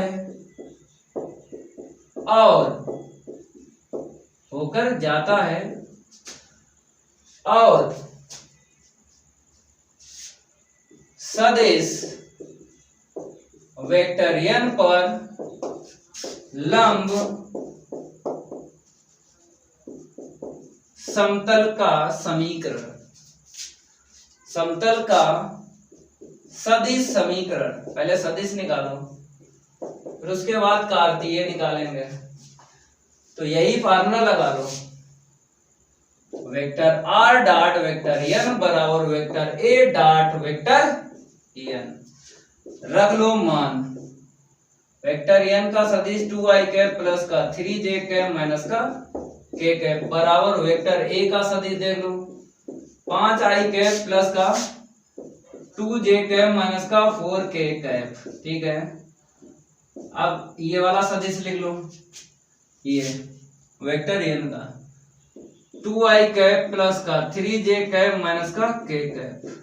ठीक है, चलो अब इसको तो आइडेंटिटी लिखो। 231 से आपको सदिश लिखना है। चलो गुणा करो, पहला पद 10 मिलेगा, दूसरा पद 6 मिलेगा और फिर लास्ट में 4 मिलेगा। 10 और प्लस 10 20 मिल जाएगा।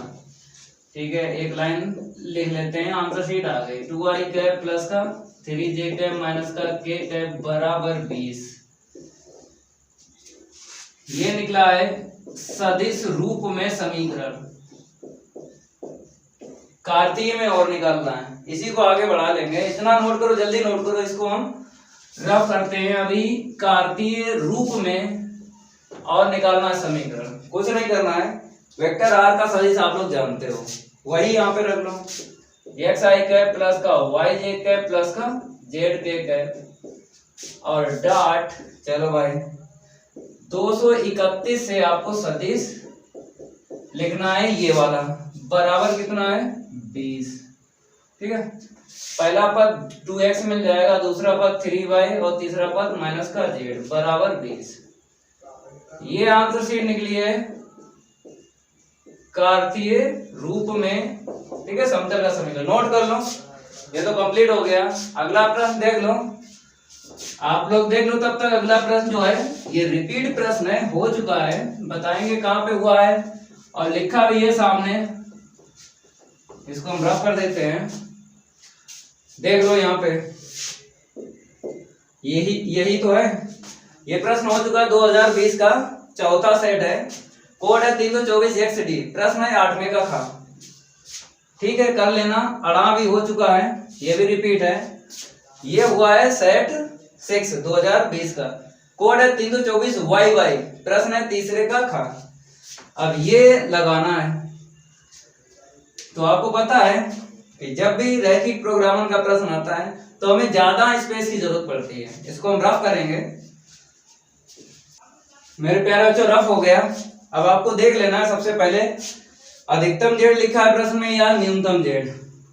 तो बताया गया है यहाँ पे न्यूनतम। सबसे पहले आपको यही लिख लेना है। तो यहाँ पे चेंज कर देते हैं, चाह है भैया, ठीक है, क्या है न्यूनतम है, न्यूनतम। तो न्यूनतम जेड बराबर देख के लिख लो 3x प्लस का 9y, यही है। अब इसके बाद अवरोध लिख लो। अवरोध भी बोलते हैं, व्यवरोध भी बोलते हैं। ठीक है, कितने दिए गए हैं अवरोध देख लो।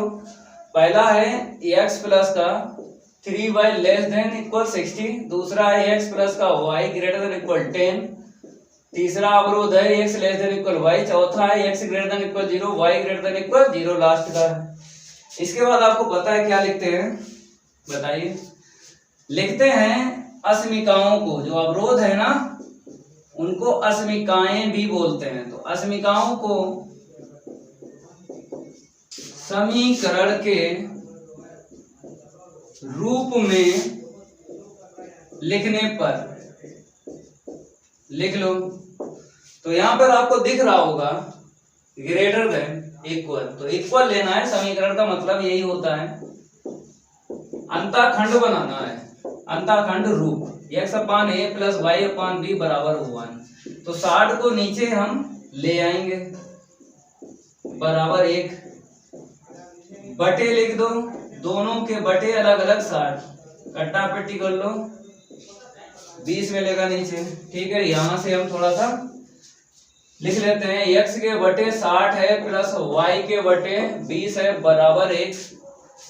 ये पहला अंतःखंड बन गया, समीकरण 1 डाल दो। ठीक है, अब दूसरा बनाना है, इससे ग्रेटर है हटा देना है, बराबर यूज करना है।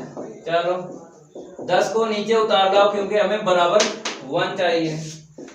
तो x के बटे भी 10 लिख लो, y के बटे भी 10 लिख लो, बराबर 1। ये दूसरा अंतःखंड बन गया। ठीक है, अब यहां से देखो x बराबर y। तो यहाँ पर दो ही पद हैं, जब दो ही पद हैं तो बिंदु निकालना है। ठीक है, इतना ध्यान रखना, अंतःखंड नहीं बनेगा। x के बटे 1 लिख दो, इसको ऐसे लिख दो। तो यहाँ पर x कामा y बराबर क्या आ जाएगा 1 कामा 1, इसे क्या डाल दो नंबर 3 डाल दो। x बराबर क्या है 0, इसे नंबर 4 डाल दो, y बराबर 0, इसे नंबर 5 डाल दो। इसके बाद पुट, यहाँ से लिखते हैं थोड़ा सा, पुट z बराबर 0, क्योंकि z बराबर 0 इसीलिए करते हैं क्योंकि इसी से तो आंसर शीट निकलेगी। बिंदु निकाल लो यहाँ से, डब्बा तो इसी से बनेगा ना, तो 3x बराबर माइनस का 9y, काट दो 3 एकम 3 3 तिरका 9।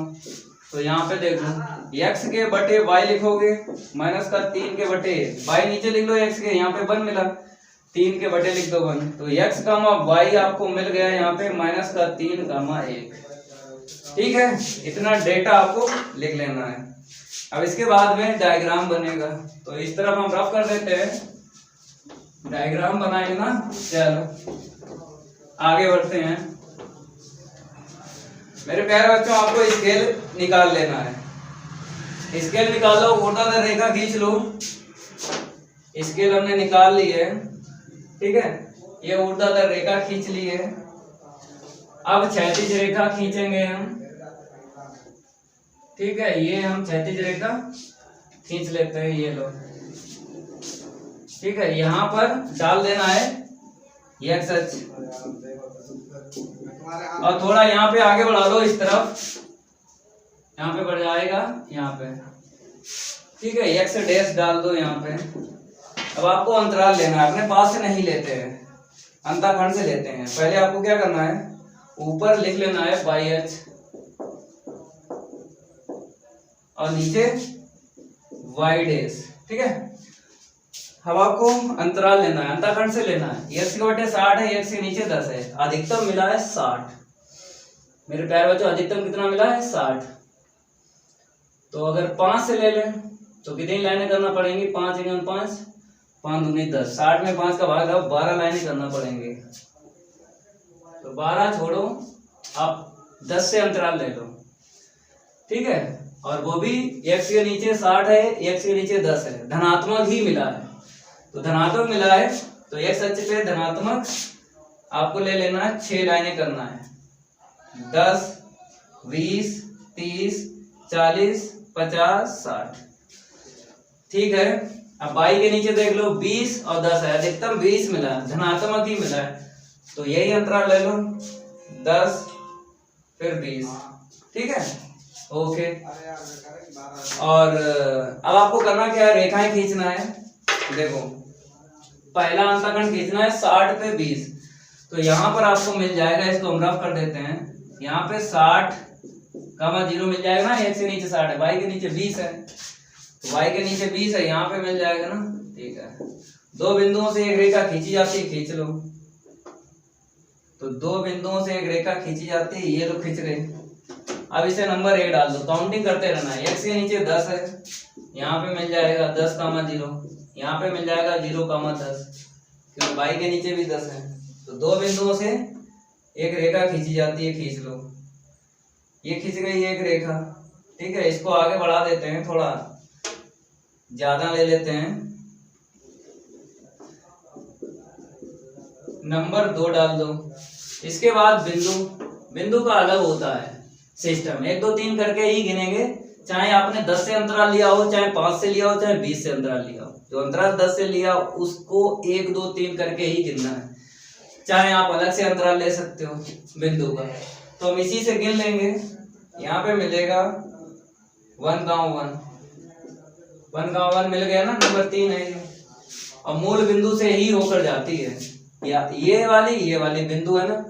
बिंदु जब भी आपको मिल जाए और रेखा खींचना हो तो याद रखना आप लोग, मूल बिंदु से ही आपको रेखा खींच लेना है। क्यों?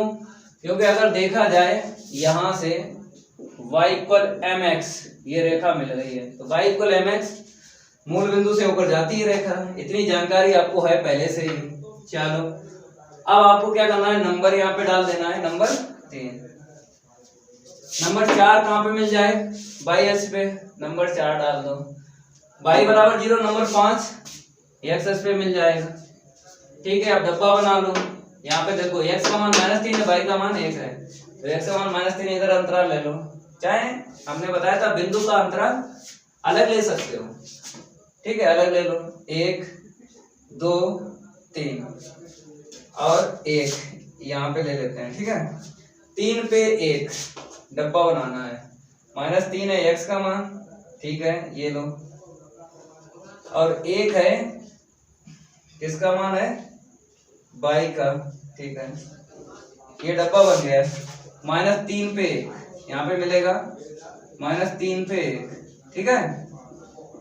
और हमने बताया था मूल बिंदु से ही होकर जाती है रेखा, ये लो। जेड की रेखा आपको खींचना है, ये जेड की रेखा है, जेड बराबर 0, ठीक है। अब आपको तीर लगाना है, तीर। देखो अंतःखंड के लिए ट्रिक बताई थी, ग्रेटर देन इक्वल है तो बाहर तीर लगाना है, लेस देन इक्वल है तो अंदर तीर लगाना है। तो पहला जो अंतःखंड बनाया था इससे बनाया था, तो यहाँ पे क्या है, लेस देन इक्वल है तो अंदर तीर लगाओ, मतलब मूल बिंदु की दिशा में आपको तीर लगाना है, तो बोलते हैं अंदर तीर। पहली यही तो है, अंदर तीर लग गए। चाहे तीर छोटे छोटे लगाओ चाहे बड़े बड़े, चाहे दूर दूर लगाओ चाहे पास पास लगाओ, कोई अंतर नहीं पड़ेगा। अब दूसरा जो अंतःखंड है वो इससे बना है, ग्रेटर देन इक्वल है, तो ग्रेटर देन इक्वल पे बाहर तीर लगाते हैं, मीन्स मूल बिंदु के अपोजिट, ठीक है। आपको तीर लगाना है तो बोलेंगे बाहर तीर, ठीक है। अब इसके तीर कैसे लगाना है, इसके 1 का 1 है क्योंकि मूल बिंदु से होकर रही है, इसके लिए ट्रिक है, सीख लो। जैसे अंतःखंड की ट्रिक है ऐसी ट्रिक है। अब आपको देखना है ये अस्मिका जो है किस चर की तरफ देख रही है, बाई चर की तरफ देख रही है, तो बाई अक्ष की तरफ ही आपको तीर लगाना है। इस वाली रेखा के नंबर 3 जो है, नंबर 3 रेखा है, बाई अक्ष की तरफ ही आपको तीर लगाना है, क्योंकि अस्मिका देख रही है बाई चर की तरफ, ठीक है। ये ट्रिक है। अब इसके तो पता ही है, x greater than equal 0, y greater than equal 0, तो x ग्रेटर देन 0 का मतलब है x का मान हमको लेना है 0 से 0 या 0 से बड़ा, तो इस तरफ लेना है ना, तो नंबर 4 के ऐसे तीर आपको लगाना है, नंबर 4 के, ठीक है, ऐसे करके।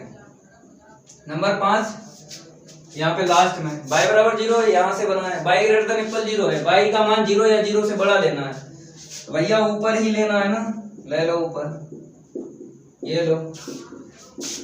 चलो अब देखो कहाँ पे सारे के सारे तीर मिले हैं, जहाँ पे मिल गए वहीं पे छायांकित हो जाएगा वही। और दूसरा तरीका आपको पता ही है, 2-3 अगर पट रही हैं तो छुपा के निकल आता है छायांकित, ठीक है। देखो कैसे, दूसरा तरीका हमें बढ़िया लगा, गलत नहीं होता है। देखो इस रेखा ने क्या बोल दिया, मेरे पीछे छायांकित नहीं होगा आगे होगा, इस रेखा ने क्या बोल दिया, मेरे पीछे छायांकित नहीं होगा आगे होगा, ठीक है। 2 रेखाओं ने बोल दिया, और इस रेखा ने बोल दिया मेरे पीछे नहीं होगा, और इस रेखा ने बोल दिया पीछे नहीं होगा आगे ही छायांकित होगा, तो मतलब ये छायांकित हो जाएगा, ठीक है। ऐसे करके आपको देखना है, 2-3 पटरियों रख के पता लग जाता है कौन सा छायांकित होगा। और छायांकित भी 2 तरीके के होते हैं, सुसंगत क्षेत्र परिबद्ध होता है, सुसंगत क्षेत्र अपरिबद्ध होता है, ठीक है। तो यहाँ पे लिख लो सुसंगत क्षेत्र परिबद्ध है। अब मेरे प्यारे बच्चों परिबद्ध है, अब परिबद्ध का मतलब क्या है बताओ, बाउंडेड बोलते हैं, बाउंडेड, तो यहाँ पे लिख लो बाउंडेड, ठीक है। इतना हो गया। अब छायांकित के आसपास जो बिंदु है ना, उनमें से एक बिंदु आपको मिलेगा, कितने बिंदु हैं, 4 बिंदु हैं, एक बिंदु आपको मिलेगा। यहाँ पे क्या लिखा है, न्यूनतम लिखा है, तो जो सबसे पहले बिंदु मिलेगा वही लेंगे। z बराबर 0 पर हम रेखा पर पटरी रखेंगे, जो सबसे पहले मिलेगा वही होगा न्यूनतम बिंदु। तो यहाँ पे लिख लेते हैं न्यूनतम बिंदु। चलो बताते हैं कैसे आपको निकालना है बिंदु। जेड वाली रेखा पर आपको ये स्केल रख लेना है, रख लेना, आगे बढ़ाओ। कौन सी ये जेड वाली रेखा, ये है, ठीक है। आगे बढ़ाओ, जो सबसे पहले मिलेगा, तो यही मिला है, यही वाला बिंदु मिला है ना, आगे बढ़ाओ पटरी, यही सबसे पहले मिल गया, ठीक है। समांतर रेखा खींच लो। समांतर रेखा इसलिए खींच लेते हैं क्योंकि पता लग जाता है जेड की रेखा से ये कितनी दूरी पर है ये बिंदु, ठीक है। इसको P डाल लो या ना डालो, डायरेक्ट ही आपको यहाँ पे लिख देना है बिंदु कैसे लिखना है हम आपको बताते हैं। जैसे अब आपको देखना है कि ये बिंदु एक्स अक्ष पे कितना चला है और यहाँ से वाई अक्ष पे कितना चला है। तो मेरे प्यारे बच्चों ऐसे पता नहीं लगेगा ना, क्योंकि यहाँ पे एक है, ठीक है, तो अंतराल पे नहीं मिल रहा है। अंतराल पे जब ना मिले तब आपको क्या करना है, प्रतिच्छेद बिंदु निकालना है। ये प्रतिच्छेद बिंदु किसका है, तीसरी रेखा का है और दूसरी रेखा का है। तो तीसरी रेखा और दूसरी रेखा को हल कर लो जब डायरेक्ट बिंदु ना पता चले। तो यहाँ पर हम हल कर लेते हैं समीकरण 2 व 3 से, 2 व 3 से, ठीक है। दूसरा समीकरण दूसरी वाली रेखा से पढ़ा था, ये है x प्लस का y बराबर 10 है, इसे 1 नंबर डाल दो। अब तीसरी रेखा का समीकरण ये है, ये x बराबर y, ये नंबर 3 है, 3 डाल दो, ठीक है। अब आपको क्या करना है, घटा लेना है, घटाओगे तो चर कैंसिल हो जाएगा, या फिर x का मान यहाँ पे रख दो। समीकरण 3 से x का मान रख दो इसमें, x बराबर y, समीकरण 1 में रखने पर रख लो तो y प्लस का y बराबर 10, तो 2y बराबर 10/2, मतलब बाद में लिखना है। तो यहां से मिलेगा y बराबर 10/2, काट लो, बराबर 5 मिला y का मान। y का मान जितना मिला है समीकरण 3 से, x का मान भी उतना ही मिलेगा, क्योंकि बराबर है ना, बराबर, ठीक है। तो हमको 5,5 मिल गया। ये वाला बिंदु क्या है, 5 पे 5 मिला है। अब आपको न्यूनतम z निकाल लेना है, क्योंकि x और y के मान पता चल गए। तो न्यूनतम z यहां से देख लो कितना है, 3x प्लस का 9y, x का मान रख लो कितना है, 5 है, y का भी मान 5 है। तो इसको हम रफ कर देते हैं, क्योंकि हमें स्पेस की जरूरत है। हटाओ इसको, प्रश्न हो गया रफ। अब यहाँ पे 3 पचे 15, 9 पना 45, जोड़ो, 5 इसे दे दो, 15 है, 5 उसे दे दो, 50 हो गया, 50 10 60, ये आंसर सही निकली है। तो प्रश्न हमने 5 तक कंप्लीट करवा दिए हैं। तो मेरे प्यारे बच्चों, अगर ये मेरी क्लास अच्छी लगी तो वीडियो को लाइक कर देना है और ज्यादा से ज्यादा इस वीडियो को फैला देना है अपने फ्रेंड सर्किल में। अगली क्लास में लाएंगे सेट 2 के आगे के प्रश्न, ठीक है। मिलते हैं अगली क्लास में, आज के लिए इतना ही काफी है, धन्यवाद।